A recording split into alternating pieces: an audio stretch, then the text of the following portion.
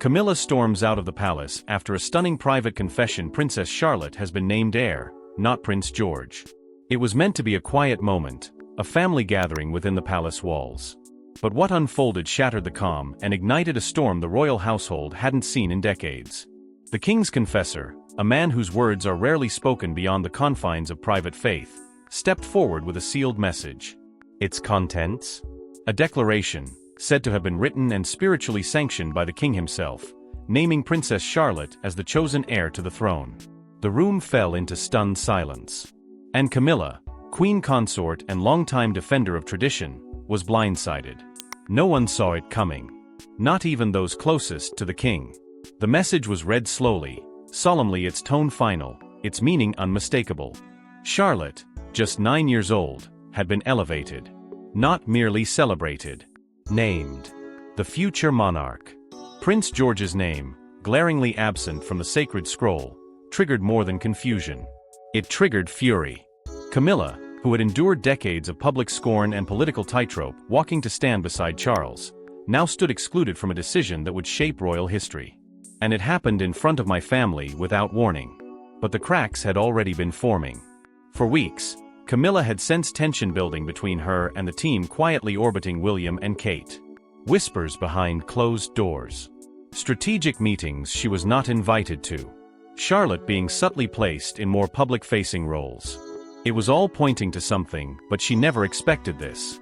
Not this direct blow to the structure she helped support. The confession wasn't simply symbolic. It was called sacred, irreversible, and emotionally blessed by His Majesty. Those words, especially irreversible, felt like a knife to the chest.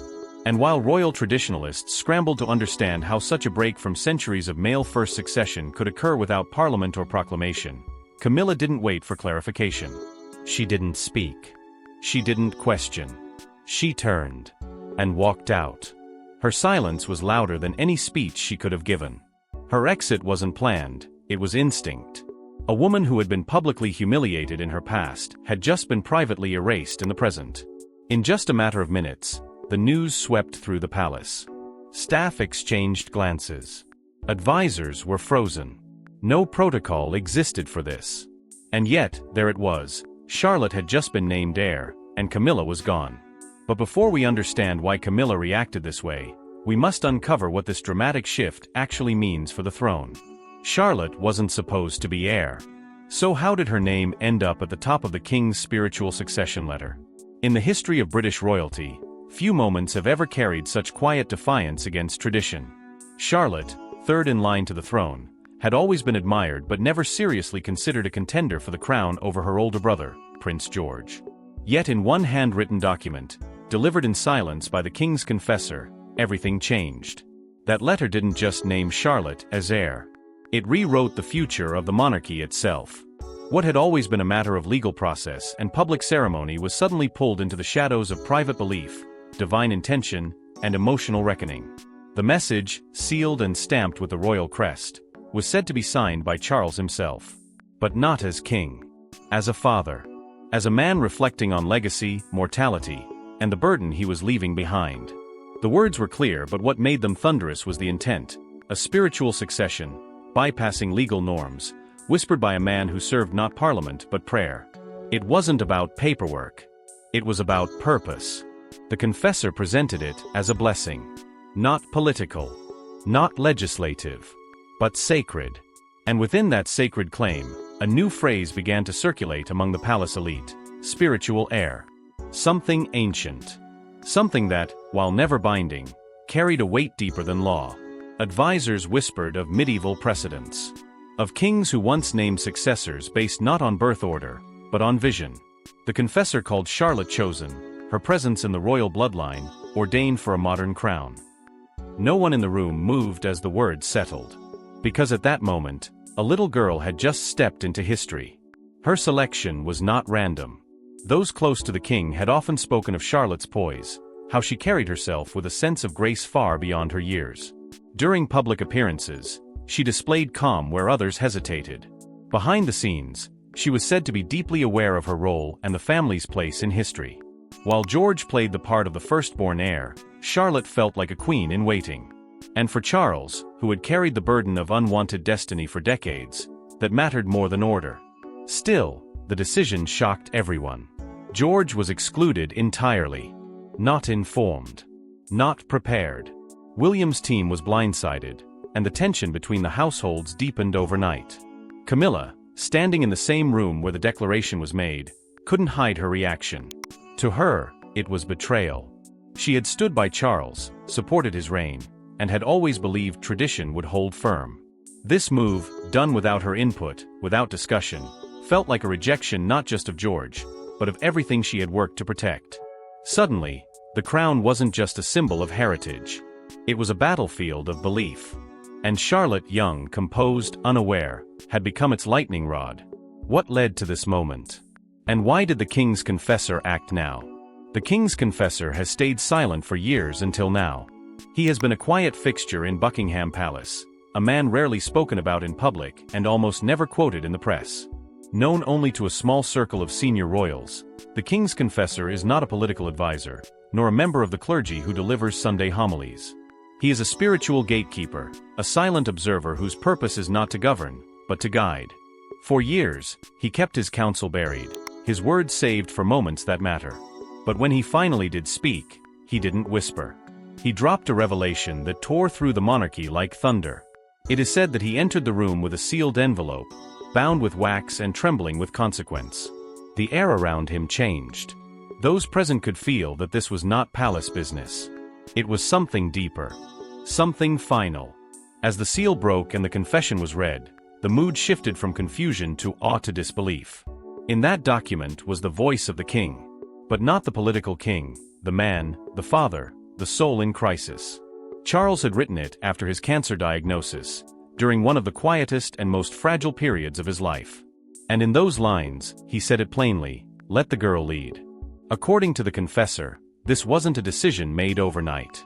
It was born out of contemplation, grief, and a vision of the future that weighed heavily on the monarch's heart. Charles reportedly spoke often about balance and how Charlotte reminded him of both his mother's strength and Diana's spirit. He believed she had something intangible, something destiny-aligned. The confessor claimed he had also carried with him a private, unspoken message passed down from Queen Elizabeth II before her death, her true wish for who would carry the crown into the next era. It had never been revealed until now.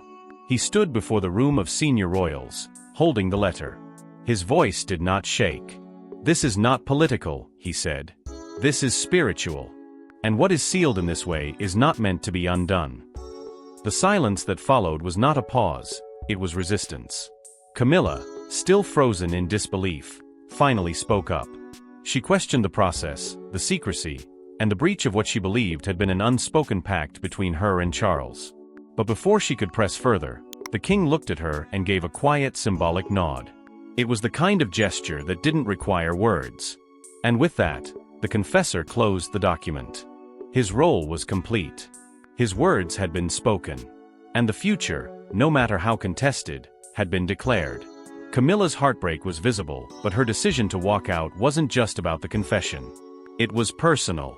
After decades of clawing her way to respect, Camilla felt erased in one evening. She had endured everything. The media firestorms. The side eyes from the public. The shadow of Diana that never truly left the palace. Camilla Parker Bowles had walked through fire to earn the title of Queen Consort, once impossible, now written into history. And she had done it by staying close to Charles, supporting his vision, cleaning up after his missteps, and enduring what no other royal had with such control. But none of it could prepare her for the moment she stood in that room and realized the future had been decided without her. The confession struck like a betrayal, but it was more than that. It was a clean erasure. A reminder that no matter how high she had risen, she was still an outsider when it came to blood. Charlotte's elevation wasn't just about the line of succession, it was a public signal that Camilla's legacy would end with her. Her children, Tom and Laura, had always been distant from the monarchy's inner machinery. But now, that distance was permanent. There would be no influence, no quiet assurance of a seat at the future's table. The doors were closing, and she wasn't even asked to knock. What cut deepest wasn't the message, but the silence that followed it. Charles didn't speak. William looked stunned. Kate stayed composed. And the confessor, having delivered his final line, retreated like a man who knew the gravity of what he'd just set in motion. Camilla was left to process it alone, stripped of agency, pushed out of a moment that should have demanded her counsel. It wasn't just shocking. It was humiliating. And for someone who had held her composure through scandal, heartbreak, and decades of slow redemption, it was too much. Her response was not theatrical. It was surgical. A cold, controlled decision to walk away. No shouting. No argument. Just the sound of quiet retreat, her expression unreadable. The message was clear: if she no longer had a role in shaping what came next, she would not stay and watch it unfold. Staff witnessed her exit, unsure whether to move or remain still. No protocol existed for a queen consort storming out of a succession gathering. But there it was. And within minutes, the silence was broken by whispers that leaked beyond the walls of the palace and into the press. Camilla walks out. Charlotte is named heir. Monarchy in chaos. But at the center of this royal storm stands a young girl, calm and steady Princess Charlotte. Charlotte never asked for this moment, but now, the crown's future rests quietly on her shoulders. In a family built on duty, protocol, and history, it is rare for a child to carry the kind of weight Charlotte now does. And yet, in the eyes of those closest to her, there was always something about her, an unspoken strength, a presence beyond her years.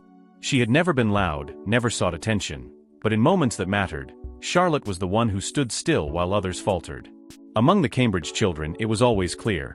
She was the most composed, the most self-aware, the one who seemed to understand, even at a young age, the quiet burden of royalty. Those who worked closely with the late Queen Elizabeth II have whispered it for years. Charlotte reminded them of a young Lilibet. The steady posture. The watchful eyes. The quiet elegance that didn't need to be taught. It was there naturally, without rehearsal or instruction. Charlotte was born into this world, but unlike many before her, she seemed ready to rise within it. Still, no one expected it to happen like this. Not this soon. Not like this. Behind palace doors, emotions swirl. Kate, though shaken, remained supportive, gracefully shielding her daughter from the political storm gathering around her. William is less settled. Torn between loyalty to George and awe at Charlotte's composure, he finds himself trapped in the same generational struggle that has haunted his father. He wants to protect both of his children, but the palace has never been a place that allows space for personal conflict. In quiet corners, it's said he's questioned Charles's judgment, but only to those he trusts completely. And Charlotte? She listens. She watches. Then, in the middle of the storm, she asks a simple question. Does this mean I must act differently now?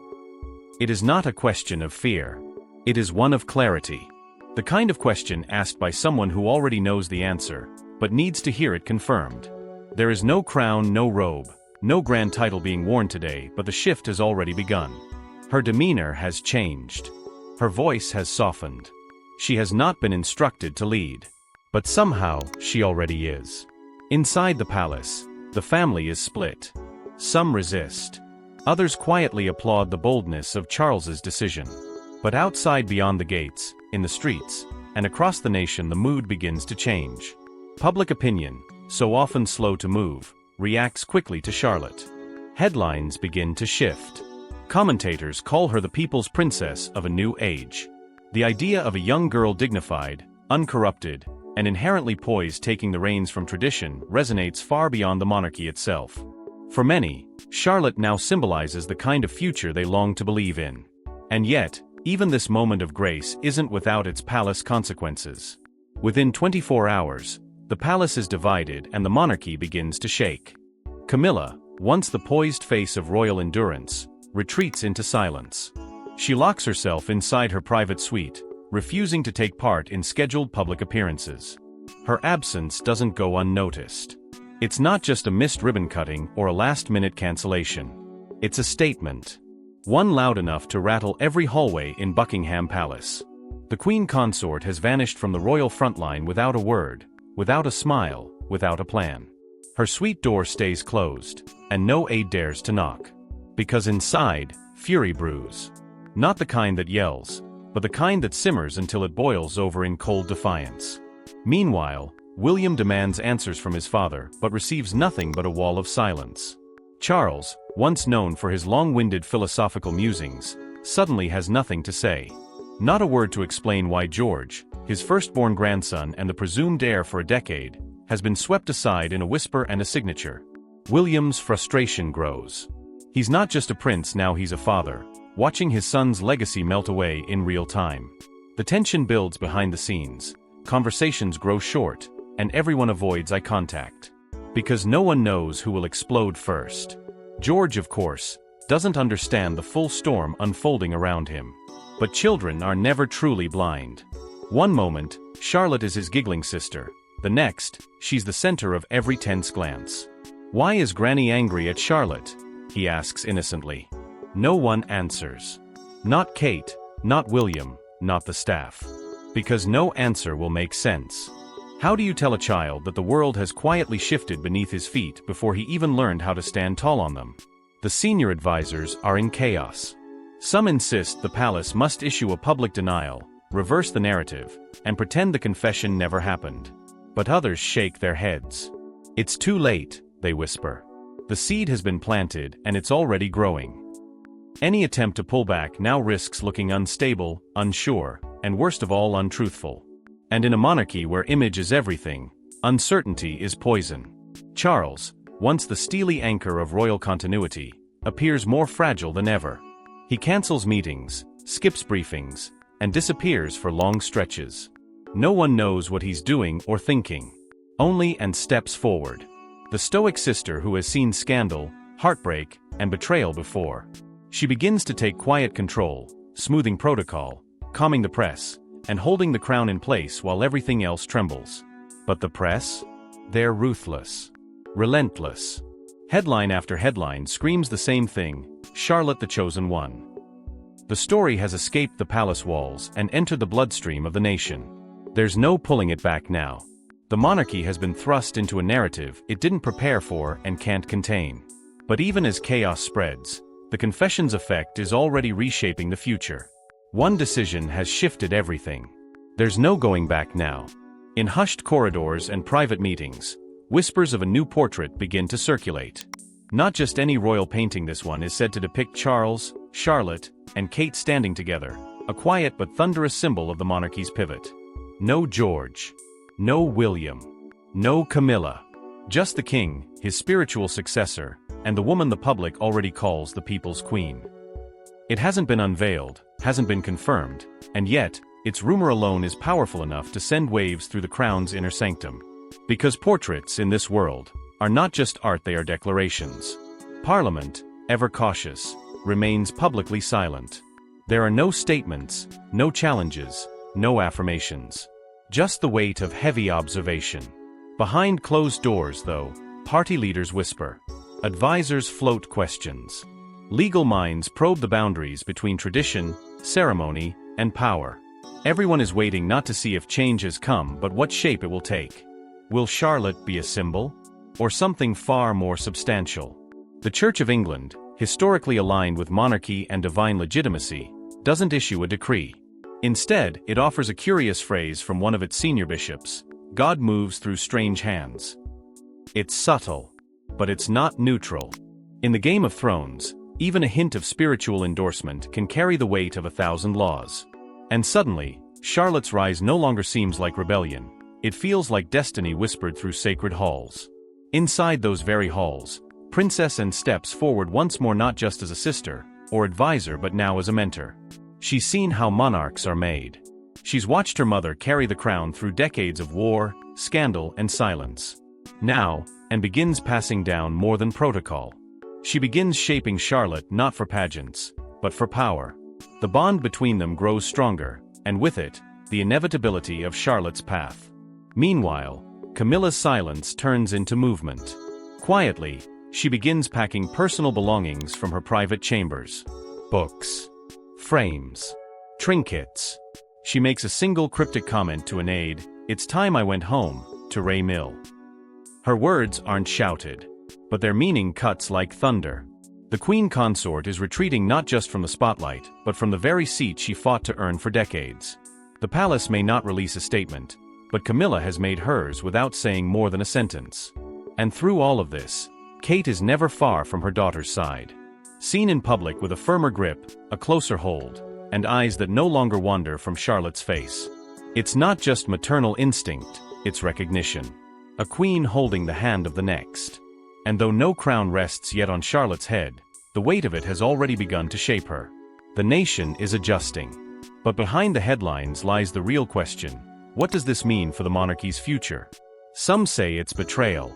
Others say it's destiny. But one thing is certain: Charlotte has changed everything. The monarchy, for centuries, moved with deliberate slowness. Built on ritual, bound by lineage, preserved by tradition. But that system, unshaken for generations, now feels suddenly outdated. As if the weight of centuries can no longer withstand the winds of a changing world. The naming of Princess Charlotte as heir didn't just bend the rules, it snapped something unspoken. A silent law that power must follow the firstborn son. In its place now stands a different truth. Leadership can no longer be claimed by bloodline alone. It must be earned through character, purpose, and presence. Camilla's quiet exit from the royal stage wasn't merely a resignation, it was the collapse of the old guard. The final gasp of an era that held on fiercely to protocol, reputation, and hierarchy. She fought hard to be seen, to be accepted, to rewrite her own story. But in the end, she was pushed aside by a force she couldn't have predicted, a young girl with an uncanny grace that stirred something deeper than rank or rules. Camilla didn't just lose her influence, she lost the very system that once protected her rise. Charlotte's rise isn't ceremonial. It isn't a placeholder. It is a movement. A pivot away from the echoes of empire and toward a monarchy that might finally reflect the world it claims to serve. With each passing day, the public stops asking if she will lead and starts asking when. They see in her what they once saw in a young Elizabeth: dignity, intelligence, composure. But more importantly, they see someone untouched by scandal, untouched by ego. The people don't want a figurehead. They want a future. And Charlotte, by simply standing still in the storm, has become that. But the monarchy is not a one-woman show. William now stands at a precipice. His role as the bridge between past and future has never felt more fragile. He must choose whether to enforce a crumbling structure or step aside for a daughter who represents everything the crown needs to survive. Tradition screams for him to lead. But his heart? That might be quietly handing the torch to someone much younger and much stronger. And the people? They've already decided. They've watched the chaos. They've read the headlines. And they've chosen their queen, not by law, not by title, but by instinct. The public support is not just emotional, it's generational. The children writing school essays about Princess Charlotte today are the citizens who will defend her reign tomorrow. The storm out was the spark.